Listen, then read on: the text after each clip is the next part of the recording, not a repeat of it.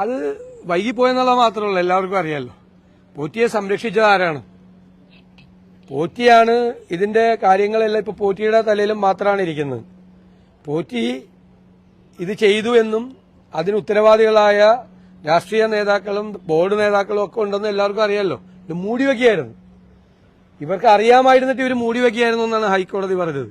അന്ന് എന്തുകൊണ്ട് ആ പോറ്റിക്കെതിരായിട്ട് ഇവര് നടപടിയെടുത്തില്ല? പോറ്റി കുടുങ്ങിയാൽ ഇവരും കുടുങ്ങുമെന്ന് ഇവർക്ക് അറിയായിരുന്നു. പോറ്റി കുടുങ്ങിയാൽ ഇവരും കുടുങ്ങും.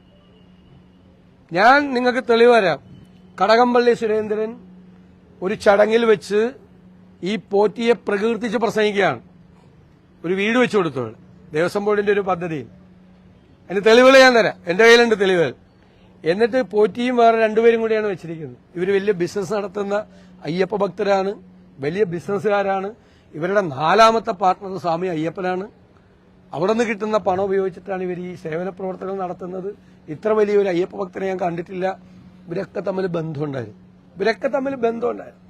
ആ ബന്ധത്തിന്റെ അടിസ്ഥാനത്തിലാണ് ഇയാളെ ക്ഷണിച്ചു വരുത്തി ദ്വാരപാലക വിഗ്രഹം കോടീശ്വരന് വിൽക്കാനുള്ള സംവിധാനം ഉണ്ടാക്കി കൊടുത്ത ഇവരാണ്.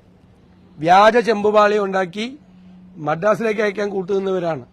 1 മാസവും 9 ദിവസവും എടുത്തു ഇത് ഇവിടെ എത്താൻ, ചെന്നൈയിലെത്താൻ വേണ്ടി, ശബരിമലയിൽ നിന്ന് എത്താൻ വേണ്ടി.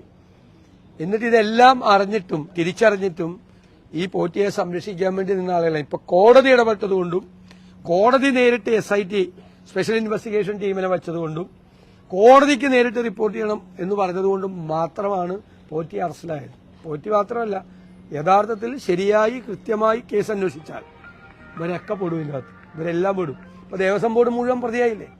അന്നത്തെ ദേവസ്വം ബോർഡ് പ്രസിഡന്റ് അടക്കം ദേവസ്വം ബോർഡ് മുഴുവൻ പ്രതിയായില്ലേ? അന്നത്തെ ദേവസ്വം മന്ത്രിയും പ്രതിയാവും പോലീസ് ശരിയായിട്ട് അന്വേഷിക്കണം എന്നാണ് ഞങ്ങളുടെ ആവശ്യം.